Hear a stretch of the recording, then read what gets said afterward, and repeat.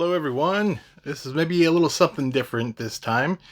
As you can maybe tell from the title, I am going to go through my top 15 favorite science fiction movies. So, a couple caveats before we get into it. One, no anime. These are movies only. Two, I'm not saying these are the objectionable best movies. These are my favorites. And there's even a few more I could have pushed in that were like, hey, I grew up with nostalgia. I like these, but maybe they're not quite as good of a movie as I think. And a movie I'll spoil a little bit, like Critters, would be there. I love that movie to death. I grew up with it. Is it a great movie? No. Is it good for what it is? Yes. Is it very rewatchable? Yes. So I may make a separate video of like, decent movies, but I love. This is going to be, I tried to be more, these are great, and I also like them. You know, obviously, they're all opinions, they're all subjective, right, to my taste. But that's why it's my favorite 15 movies. And maybe the most controversial thing, well, actually, before I get to there, the next one I rule out anime. I ruled out post-apocalyptic. And I love post-apocalyptic stuff, so there's not going to be any Mad Max or any kind of zombie movies or anything in here. It's probably falls under science fiction, yes, but I just wanted to carve that out. Maybe I'll make a future video on that.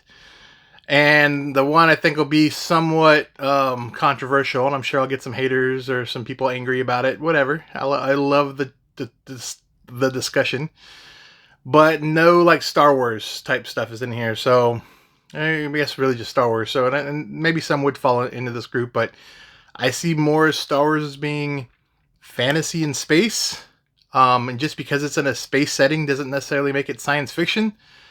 I know it's an age-old debate, or a lot of people have a lot of opinions on this, but my rule, my video, my rule, and I'm not saying fantasy is bad or Star Wars is bad. Maybe some of it is. I love fantasy. You see a lot of my books around me, so I just classify that. It reads more like a fantasy story, swords and wizards, but with, you know, Star Wars terms and princesses and rescuing, you know, it's more of a classical fantasy story. I think some will agree. I know some will disagree, but anyway, no Star Wars in this video. So that being said, there may be even a few others like that, and hopefully none of the ones I picked fall into that. But anyway, on to the top 15. These are going to be in alphabetical order. Maybe at the end I can kind of tell you which couple are my favorite of favorites. But I didn't like rank them as like this. So this isn't order meaning first is best or first is the least. It's just alphabetical order. I have all of these physically except for one movie, and I'll tell you when I get there. And I was actually surprised I didn't have it. So, and the first one of my 15 favorite is 2001: A Space Odyssey by Stanley Kubrick, or directed by Stanley Kubrick. This is going to be the oldest movie in this stack, and the first one I show. Obviously based on the Arthur C. Clarke novel of the same name. What they managed to do, was it late 60s, I believe? With the models and the you know, the effects, you know, all the special effects stuff they did for the time. You know, up until Star Wars came along, it was, you know, considered, you know, one of the best. And still holds itself up very well these days, right? Some of the cool things. Now, what my friend Raxus might say, they were a little bit indulgent with the long shots of some of the things to show off, hey, look what cool space looking stuff I'm showing you. But long movie, great movie, a lot of great lines and quotes. So that's to start it off. So next one, I have this as an anthology, but it'll be Alien, Ridley Scott. So this is horror in space. Been mimicked a lot. I remember the first time I watched it, it was, you know, actually it was with, it was like on TNT or TBS when I was a kid in the 90s. And I watched it, so it was with commercial breaks and things, and, you know, I've seen it re-released and like, not re-released, but Alamo Drafthouse nearby showed it in theaters maybe about a decade ago. I'm not sure they've done it a few times, but actually getting to see that in the theater was an awesome experience. Definitely enjoyed that. But just such a great film, the atmosphere, the look. You know, you might see a theme in here. There's probably a few 80s movies in here. It's probably my favorite decade of, not probably, it is my favorite decade of movies if I had to pick one. Just the stuff they could do and experiment in movies in the 80s they just won't do now. Maybe some of the stuff hasn't aged quite well and effects, but even a lot of those practical effects I think have held up better than a lot of the computer, CGI stuff they do nowadays. It just looks a little weird, right? Especially like late 90s, early 2000s CGI. That was a pretty weird. They don't hold up well at all. But all the social commentary, things that happen, just it's a great movie. Enough said, right? And the next one would also be Aliens, the sequel. So that's James Cameron. That'll be movie 3. Both in this cool set, and I love this Blu-ray collector set. Actually, this is the Blu-ray one. I have the DVD one as well. It's like a little book with the sleeves in here. Some of the cool, Alien 3 is not going to make the list, sorry. But Aliens. And as much as Alien is cool, Aliens I think is also cool, but for a different reason, right? This is more of the action-packed gunfighting. I'm sure if you're watching this, you've probably seen these movies. But Aliens is also great. Another one of those, if it's on, I can just sit there and watch it almost any time. Great, fun, action-packed, tons of quotable lines from various cast of characters, and even I think StarCraft had several of the Terran troops say lines from Aliens in it. So love that movie. Number 4, we're talking 80s. This is another Ridley Scott, Blade Runner. The original, I did like the newer Blade Runner. It's not quite as good. It didn't make the list, but especially the I know there's a few different cuts, but like the director's cut, the final cut or whatever, I think is the best. Obviously, the theatrical cut, or maybe not obviously. If you know about the theatrical cut, they did a lot more exposition, and Harrison Ford just speaking things that tell us dumb audience what was going on, because I guess they figured people wouldn't understand. Based on Do Androids Dream of Electric Sheep, which is also a very well-regarded book. Not exactly, but similar. It's influenced so much, the cyberpunk genre in general. Very, very influenced by this movie. It's kind of like the king, the epitome of it. And again, the way it looks, the atmosphere, the grunginess, but yet the dystopian bright lights and the all the are they human, are they androids, that kind of thing. So movie I've watched many, many times. Rutger Hauer is amazing in it. Harrison Ford's really good in it. Love that movie. This one is a little different. We're getting out of the 80s, and this is a 90s cube. So this was an interesting one. I was in high school. It was late 90s, probably early high school for me. And my mom just happened to rent this from Blockbuster. Brought home. She was like, "Hey, I think you might like this one." She didn't even seen it. She just was up there renting her movie and saw this and thought maybe I'd like it. So, and I did. And even my sister liked it. I watched this probably 3 or 4 times during that rental. When I was a kid in high school or even before you could do that, I probably wouldn't want to watch a movie that many times in a sitting like that. But I'd watch it, and then I'd want to show a friend it, and then I showed my sister, and definitely quotes here too. It's a very cynical movie. It's this group of random people that wake up in a cube, and this cube's ever shifting, and there's traps, and you got to figure out which rooms are traps. And one of the people in there is a savant that can kind of figure out some of the math of what's going to happen, and they're figuring out how to get out of this cube. And I always remember my wife laughs at me because the guy's like, "Holloway," he says it, and that always gets stuck in my head. Very cultish following kind of movie. Maybe back when no one had heard about it. I think a lot of people who are in the know now, or in the movies, I should say. Obviously, if they're in the know, they know. In the movies, know about this one. I think it was a Canadian film, even. A bunch of actors I've never even seen before. I don't even think I've seen since. But I just, some of these on their own, maybe if I watched them now, and maybe this is a case of this or not, how would I like it? It's a lot of it's when I watch them. And the influence it had, or a lot of times it's expectations versus hype versus something coming in. So if you have high expectations and you watch it, and even if it's good, if it didn't meet those, it seems like it's worse. Or if you know nothing about something, you watch it and it's like, wow, that was really good, and that it almost like has a more of a lasting impact. I think Cube is one of those. Not to say I think I wouldn't like it if I had higher expectations or whatever, but the fact that I just popped it in and I was just gripped and I was like, what is going on? So that one is forever, I feel, a good one. Another one, one of the more modern ones, Ex Machina. So I think it's the only A20. I think it's an A24, right? Which, love him or hate him or whatever. Alicia Vikander is the android AI in this. Again, another one I didn't really know much about going into, and it just surprised me. I enjoyed it. Very small crew.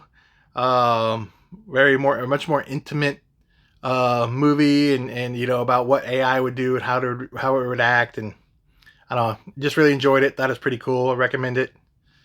This one might be a little controversial, but Interstellar.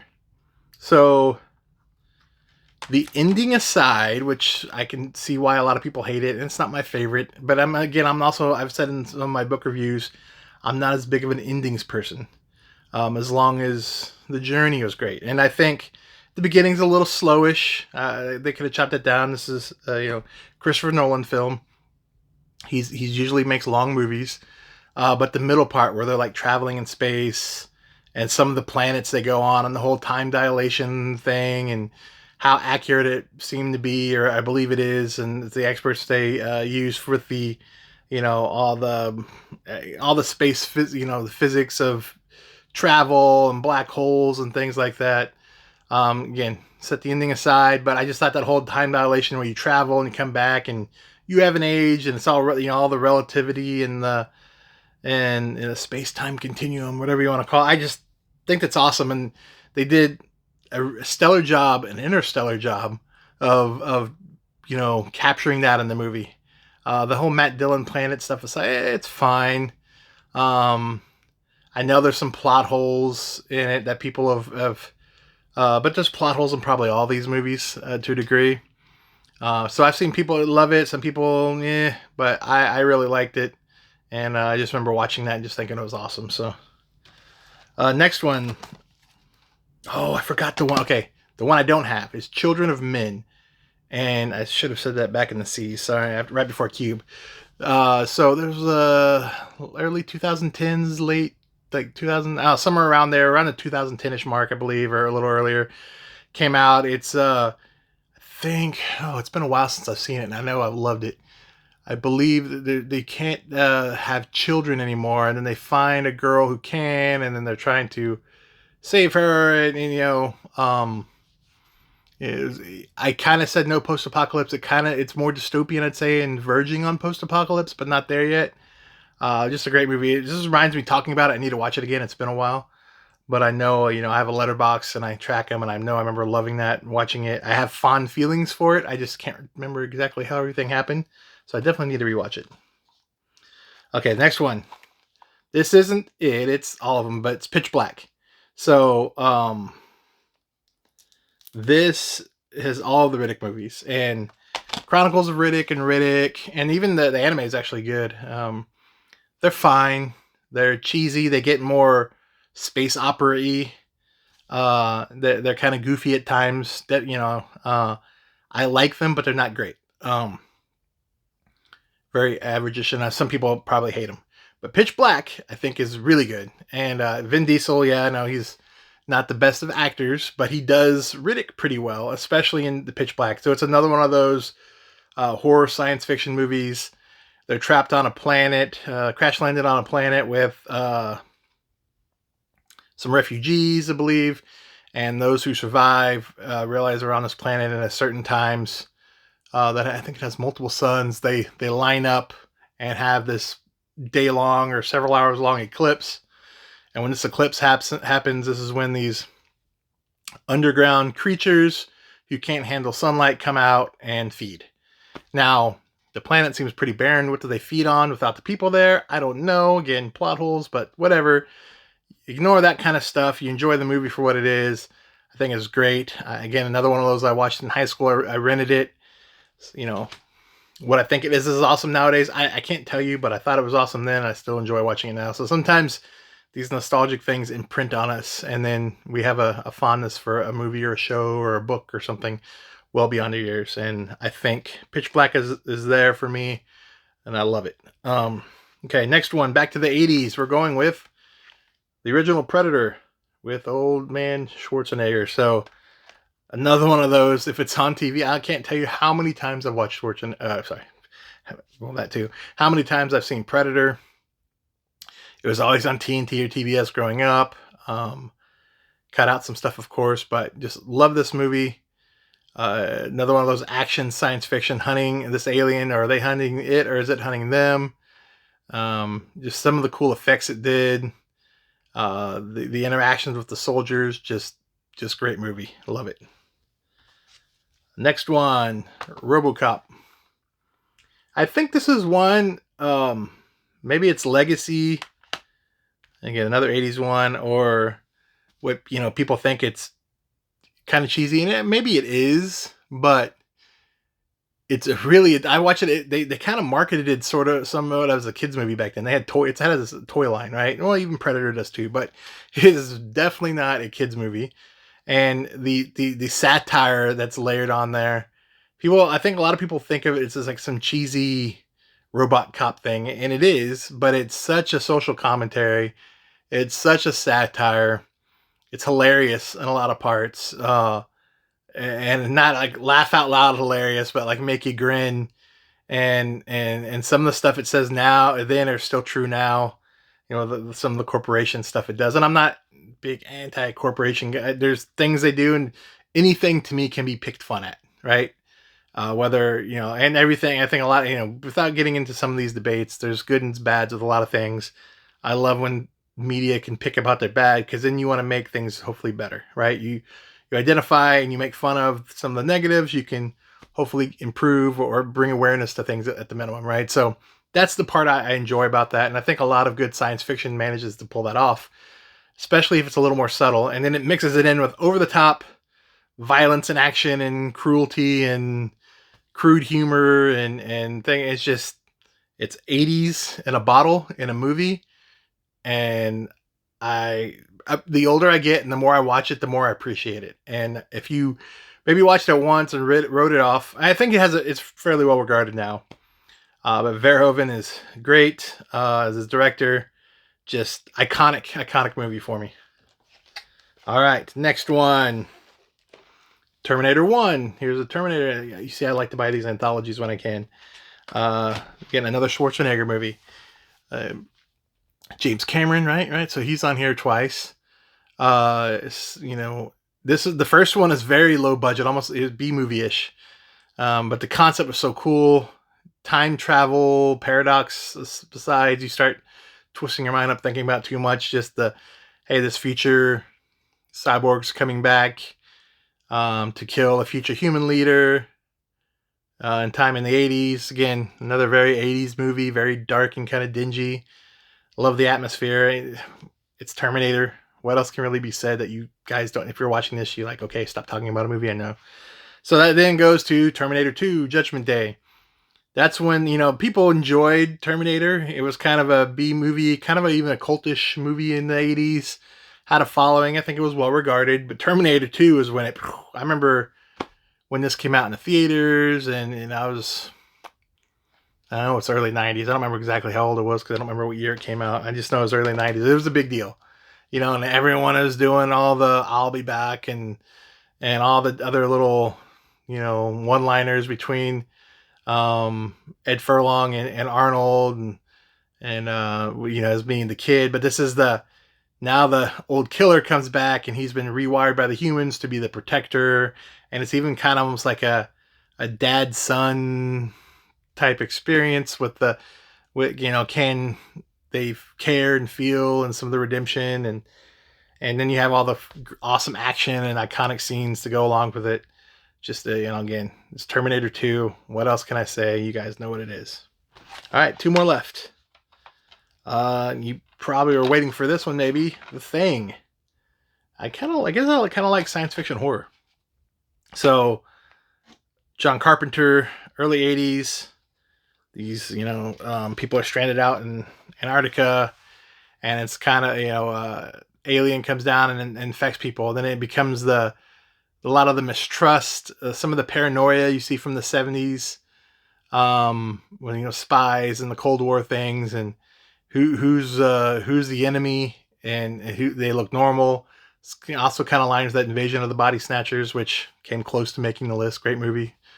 The Sutherland one, 78, 77. That one's pretty good. The scream at the end, that gets frozen, that everyone knows about. But anyway, back to the thing.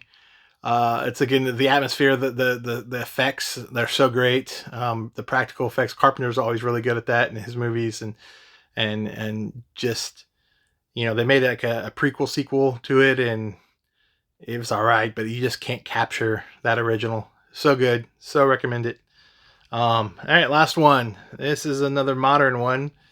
Upgrade.